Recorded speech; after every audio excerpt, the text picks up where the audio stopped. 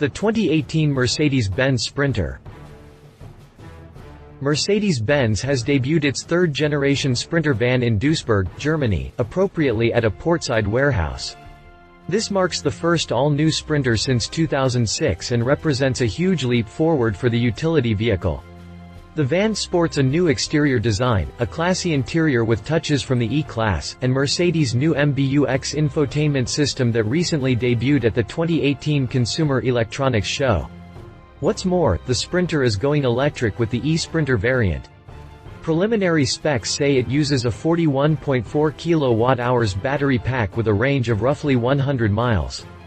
The Sprinter has enjoyed a very successful run since its introduction in 1995. The van is currently sold in 130 markets and has a lifetime sales figure exceeding 3.4 million. Just last year, Mercedes sold 200,500 Sprinters globally.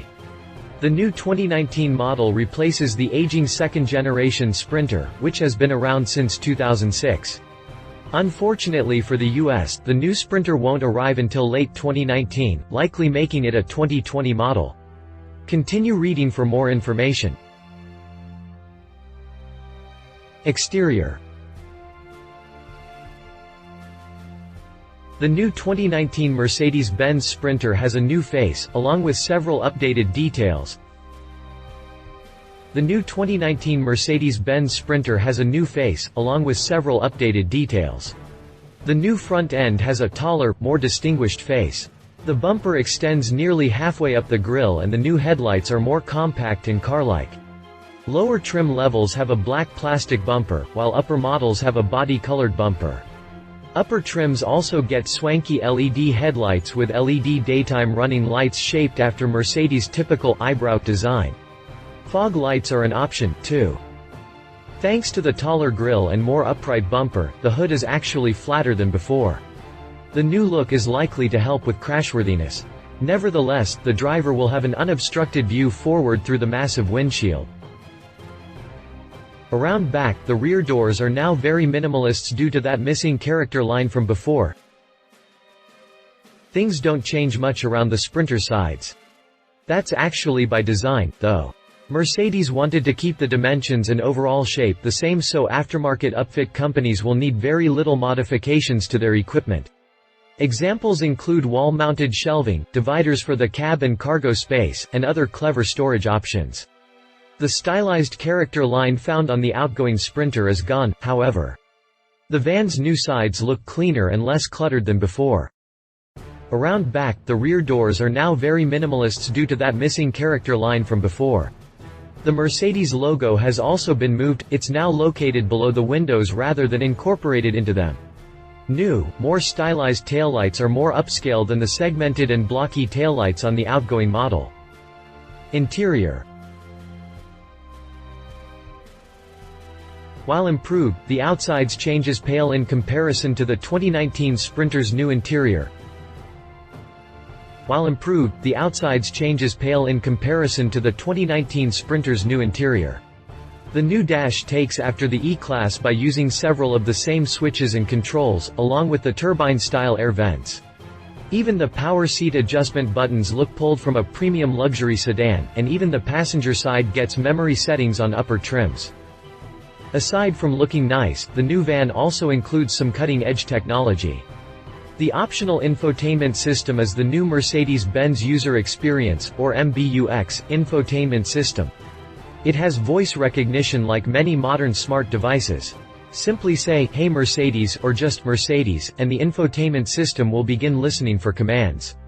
The 10.25-inch HD screen includes 3D mapping that's aided by an NVIDIA graphics chip. The system also receives updates automatically and over the air. A 360-degree camera system can be had, too, making the large van much easier to drive in tight spots. Other optional safety equipment includes blind spot assist, pedestrian detection, and Mercedes crosswind assist. Autonomous safety tech includes adaptive cruise control and automatic emergency braking. The 10.25-inch HD screen includes 3D mapping that's aided by an NVIDIA graphics chip. The driver gets to view a rather large, full-color information screen in the gauge cluster. It offers trip computer information, vehicle parameters, audio info, and turn-by-turn directions from the navigation system. Of course, the screen can be configured by the driver.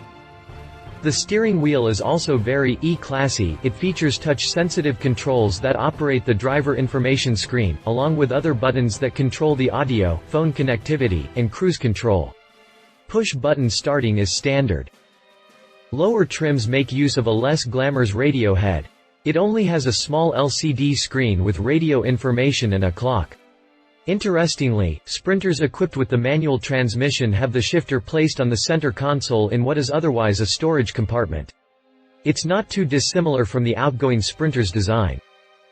In the business end of things, the Sprinter remains very similar to the outgoing model.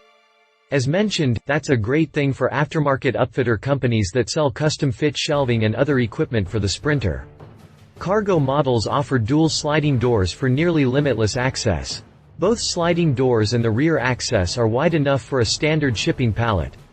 The Sprinter has a maximum cargo volume of 17 cubic meters, or 600 cubic feet, and will carry 5.5 metric tons, or 12,125 pounds. That's impressive.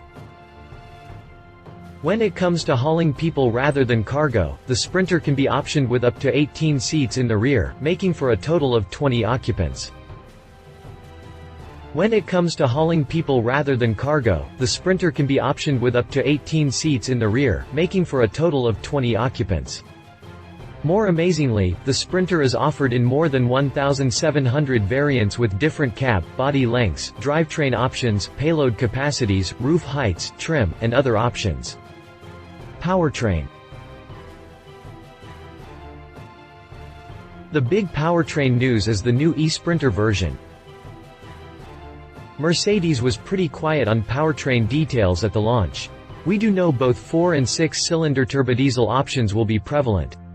Here in the US, the Sprinter will debut with a 4-cylinder gasoline engine, a first for the US spec Sprinter. Those turbodiesel engine options will follow. Both automatic and manual transmission options will be available, too. Mercedes will also continue to sell the 4x4 version with its 4WD powertrain, lifted suspension, and off-road tires. The bulk of US Sprinters will have rear-wheel drive. The big powertrain news is the new eSprinter version. The van will use a 41.4 kWh battery pack that offers a range of roughly 100 miles. Mercedes says those figures are subject to change as the van is still in development. This isn't Mercedes' first all-electric van, though. The compact Vito van got an Avito version back in November of 2017. Mercedes is still taking orders for the Avito and will begin shipping them later this year. The eSprinter is expected several months after the standard 2019 Sprinter makes its European debut in showrooms. Pricing. As with most new vehicle debuts, Mercedes did not discuss prices.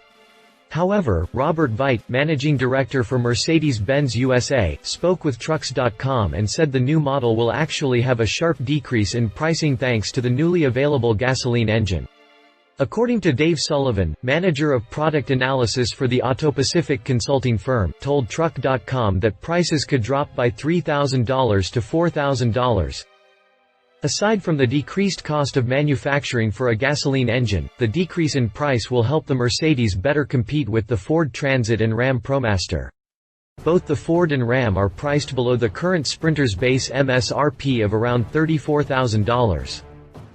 The competition. Ford Transit. The Ford Transit might be relatively new to U.S. shores, but Ford has sold the van globally for decades. Replacing the outdated Econoline van in 2014. Like other Eurovan configurations, the Transit has a cab-forward design that allows for a short nose. This both allows for maximum use of the wheelbase for cargo room, but also makes for a high, commanding view of the road for the driver. Here in the US, the Transit comes with 3 engine options. The base is Ford's 3.7-liter V6. The Humble engine makes 275 horsepower and 260 pound-feet of torque.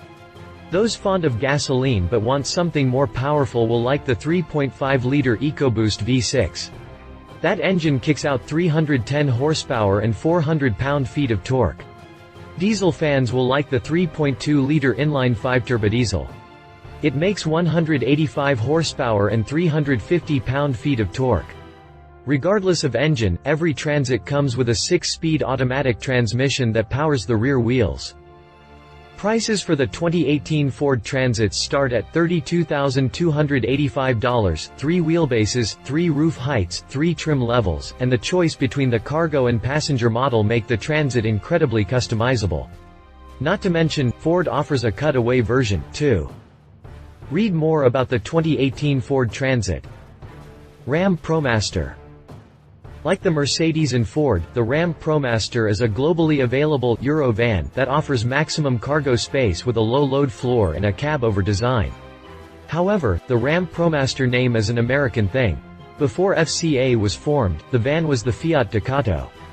It still uses that name outside the US, though all but the badge is basically the same. Like the others, the ProMaster is available in a nearly limitless number of sizes and configurations. Powering the US spec ProMaster is the familiar 3.6-liter Pentastar V6. In this application, it makes 280 horsepower and 260 pound-feet of torque. The 3.0-liter EcoDiesel V6 was available until the EPA's lawsuit with FCA over diesel emissions. However, it seems the EcoDiesel's future is still bright. Prices for the 2018 Ram ProMaster start at $29,995 for the cargo version and $34,345 for the passenger model. Read more about the 2018 Ram ProMaster. Conclusion. The new 2019 Mercedes-Benz Sprinter van is a huge leap forward for Mercedes' commercial vehicle division. The updates and innovative in-dash technology aren't only new for the commercial van segment, but break ground for the entire auto industry. Count on seeing much more of the Mercedes MBUX system over the coming years, for sure. While US customers will have to wait until late 2019 for the updated van, the wait seems worthwhile. That's especially true for the new eSprinter electric version. It marks the first full-size commercial van to make the leap to an electric drivetrain. Sadly, that model will require an even longer wait. On a related note, we're expected to see these changes reach the Freightliner Sprinter in the near future, too. Freightliner is under the Daimler umbrella and sells its rebadged version of the Sprinter van in the US. Love it. Updated styling, vast improvements to interior, cutting-edge infotainment system. Entry price expected to drop. Leave it won't arrive stateside until late 2019. Base 4-cylinder gasser, probably weak references. Read our full review on the 2015 Mercedes-Benz Sprinter. Read more Mercedes-Benz news. If you liked this video, please share your thoughts in the comments below and don't forget to hit the subscribe button.